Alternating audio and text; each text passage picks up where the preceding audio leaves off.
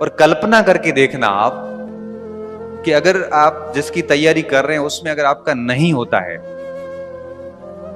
तब आप क्या करेंगे? कौन सा रोजगार करेंगे? लोगों को कैसे फेस करेंगे? लोग कहेंगे आपसे, घर वाले भी कहेंगे, आसपास का समाज भी कहेगा कि बीए किया, बीएड किया, एमए किया, खर्चे किए घर परिवार के, विभिन्न शहरों में रहा, फिर आके मजदूरी करनी थी, तो ये सब क्यों किया? क्या आप उस स्थिति के लिए तैयार है?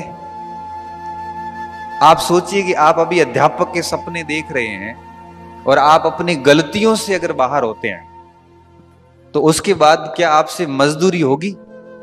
इतना अच्छा पढ़ लिखने के बाद में आप किसी भी दुकान पे या किसी खेती किसानी में, मजदूरी में आप अपने आप को कभी भी स्वीकार नहीं कर पाओगे, कभी भी स्वीकार नहीं कर पाओगे। क्योंकि पढ़ाई नहीं की है तो दिक्कत नहीं, क्योंकि उसने माइंड सेट कर लिया कि मुझे मजदूरी करनी, बात खत्म। आपने तो बहुत ड्रीम देखे हैं, आपके परिवार ने भी आपसे ड्रीम देखे हैं, आपके समाज ने आपके ऊपर नजरें गड़ा रखी है कि कब फेल हो और इसके मजे लें। जब ऐसी स्थिति में आप अपनी गलतियों से अगर बाहर होते हैं, तो क्या आप 4 साल बाद की आपकी स्थिति को स्वीकार कर पाएंगे? आप सोचना कभी इन चीजों के ऊपर। आप डर जाओगे, वाकई में डर जाओगे कि अगर इन भर्तियों में सिलेक्शन नहीं होता है तो मैं करूंगा क्या? अगर आप बिजनेसमैन है तो टेंशन नहीं है, बिजनेस संभाल लेना। अगर आप बहुत बड़े कृषक के, जमींदार टाइप के, तो ठीक है, खेती किसानी संभाल लेना। लेकिन आप मध्यम वर्गीय गरीब परिवार से व्यक्ति है तो सोचना कि बड़ा भविष्य को देखकर डर लगेगा कि यार क्या करेंगे। लाखों की संख्या में बच्चों के फॉर्म आते हैं, पेपर टफ आने लग गए, कंपटीशन बढ़ गया, हर बच्चा तैयारी करता है, घर बैठे ऑनलाइन पढ़ता है, ऑफलाइन पढ़ता है, कोचिंग्स होगी, सब चीजें होंगी।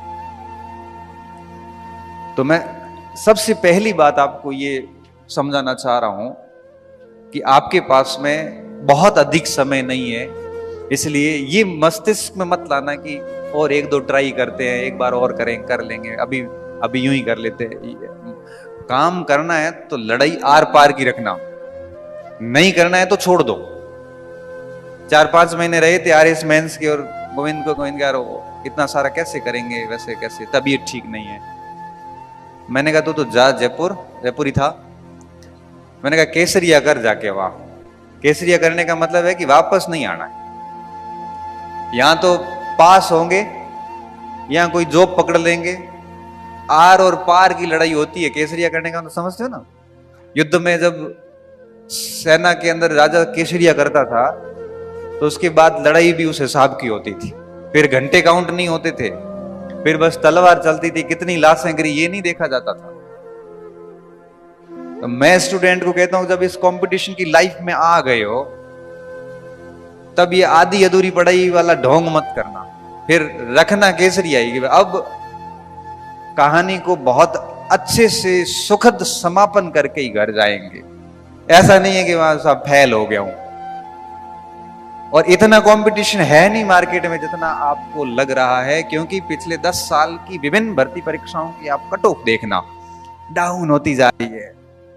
70% से 55% भी आ गई। आरएस प्री देख लो, कॉलेज लेक्चर देख लो, क्योंकि नंबर ऑफ कैंडिडेट बढ़े हैं और नंबर ऑफ सीरियस कैंडिडेट घट गए हैं। नंबर ऑफ सीरियस कैंडिडेट घट गए हैं, बच्चों में वो बात नहीं रही जो आज से 5-7 साल पहले हुआ करती थी। आज की जो जनरेशन है वो मोबाइल, विभिन्न सारे मोटिवेटर, किताबों की बहुत बड़ी दुनिया, उनमें इतनी फंस गई है कि वो कुछ नहीं कर पा रही, बस बैठी है चुपचाप। तो आपको इस चीज को लेके भी डरना नहीं है कि बहुत स्टूडेंट है, कोई फर्क नहीं पड़ता। मैं कहता हूं कि 2 साल में, अभी आपको बताऊंगा कैसे करना है। कोई स्टूडेंट 2 साल अगर अपने जीवन का 2 साल तरीके से दे देता है तो भैया पोस्ट भले 2 हो या 3 हो, अपना काम कर जाता है। बाकी तो सब बहाने हैं कि सीटें बहुत कम है, फॉर्म बहुत ज्यादा है। भाई मैं तो ये कहता हूं कि सीटें कम है, फॉर्म ज्यादा है, आप 70% नंबर लाके तो देखिए, बाकी बातें छोड़ो। तो मेरे को तो 70% नहीं आ रहे हैं, तो तेरे को नहीं आ रहे तो भाई गलती तेरी है ना, दुनिया को क्यों दोष दे रहा है? अभी फर्स्ट ग्रेड में पोस्ट कम आई तो कुछ बच्चे आए, सर सर सीट तो नहीं है। मैंने कहा सीट छोड़, अपन दूसरी बात करते हैं। मैंने कहा तू मुझे फर्स्ट ग्रेड की मार्कशीट में 290 नंबर ला के देगा? तो कहे हाँ सर, तो मैं सिलेक्शन ला के दूंगा, सीट भूल जा। थोड़ी देर में बोला साहब 290 थोड़ा आ जाए, 290 थोड़े मुश्किल है। थोड़े मुश्किल है तो मजा कर, सिलेक्शन होना नहीं है। सिलेक्शन भी चाहिए और नंबर भी नहीं आएंगे। क्यों नहीं आएंगे? मेरे 335 थे। मैंने कहा तेरे को तो 290 का ही तो कह रहा हूं, बहुत 390 थोड़ी कह रहा हूं। 290 कितने परसेंट होते हैं? 70% भी नहीं है। मैंने कहा 290 65% नंबर है। जब आप फर्स्ट ग्रेड के पेपर में 65% नंबर नहीं ला सकते तो क्यों राजपत्रित अधिकारी बनने का दावा कर रहे हो भाई? गलती किसकी है? गलती आपकी है। सीट मत देखिए, आप तो ये कहिए ना, मुझे आश्वस्त करिए कि सर मैं 70% नंबर ला के बताऊंगा आपको। इसलिए मैं कहता हूं कि आपके पास बहुत लिमिटेड टाइम है। ये बात दिमाग में बिठा देना कि आपके पास 10-20 साल नहीं है, महज 3 से 4 साल है। और एक व्यक्ति 2 साल में अपना जीवन सेट कर सकता है। आगे 50 साल की जो लाइफ है ना, वो बड़ी प्रतिष्ठित लाइफ है। बेरोजगारी अपने आप में एक अभिशाप है। व्यक्ति अपना बिना कोई अपराध किए हुए भी मुंह छुपाता है, बिना कोई गलती किए हुए भी 4 लोगों से सुनता है। तो इन 4 साल में इस कलंक को खत्म कीजिए, पहली बात तो ये। दूसरी बात, अब 4 साल का समय है आपके पास में। और एक और बात बताऊं, आप ये भी मत समझना कि हर दिन समान होता है। आज आपके पास में अवसर है, हो सकता है 2 साल बाद में नहीं होगा। कई बार क्या होता है कि हमारे पीछे जो सपोर्ट सिस्टम होता है वो टूट जाता है कई बार, और इतना अचानक से होता है क्योंकि इस पृथ्वी पे जो भी आया है उसको जाना है। और कई बार ऐसा होता है कि हमें पीछे फंड देने वाला व्यक्ति चला जाता है, और ऐसी स्थिति आती है कि महानगर छोड़ के ढाणी में आना पड़ता है। तो अवसर मिला है तो इसको बहुत तरीके से बनाना, इसके साथ में मजाक मत करना। हर दिन को चैलेंज लेना कि आज का दिन कितना बढ़िया तरीके से काम किया। हर दिन सोते वक्त सोचना कि क्या मैं वो सब कर पा रहा हूं जो उम्मीदें लेके मैं शहर आया था। क्योंकि भटकाओ का दौर है। किताब बेचने वाला किताब बेच के भटकाएगा, गाइड बेचने वाला गाइड बेच के भटकाएगा, online course, offline course, coaching, ये सब अपना प्रचार करेंगे, टेस्ट सीरीज वाला अपना प्रचार करेंगे, सब अपना अपना करते। ये मार्केट है। समझदार किसको होना पड़ेगा?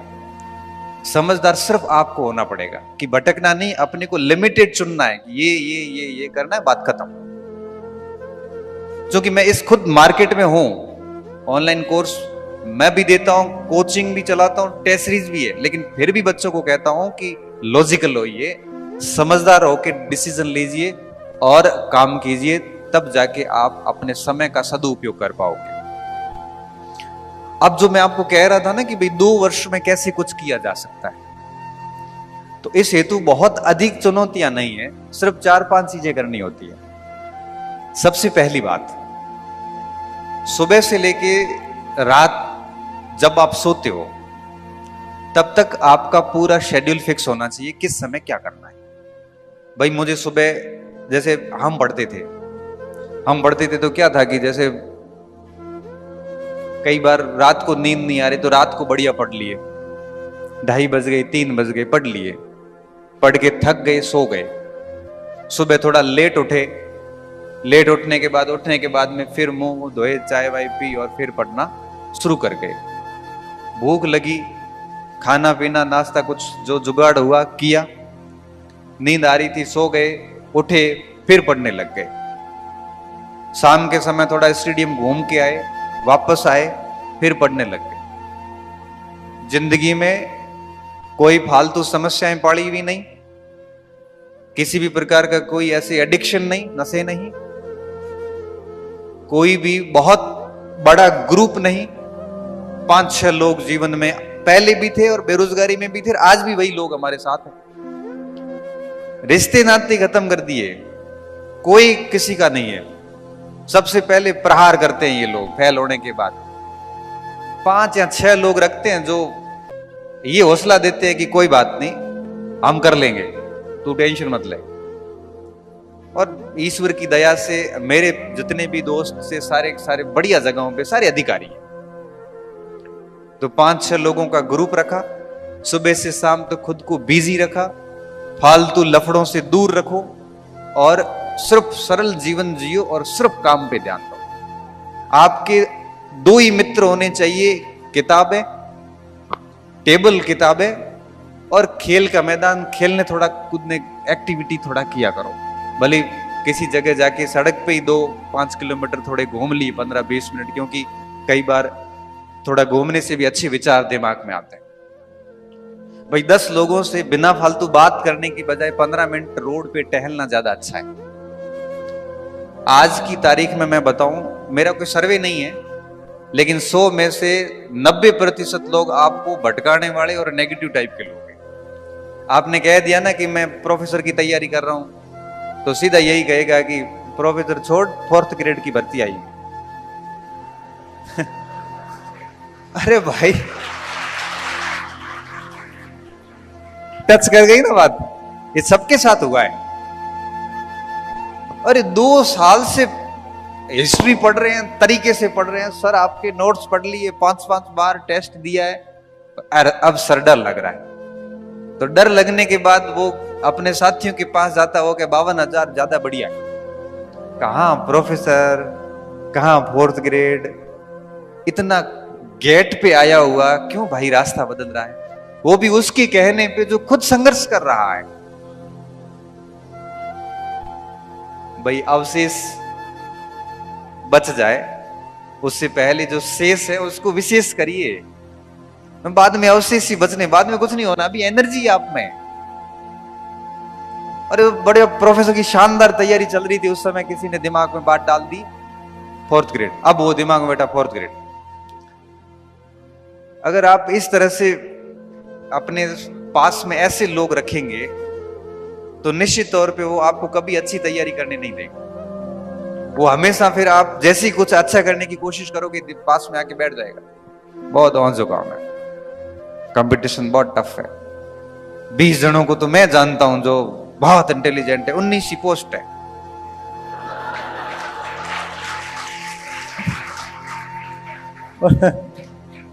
मतलब सारी लिस्ट तेरे से तय होगी, पूरे राजस्थान में और कोई नहीं होगा।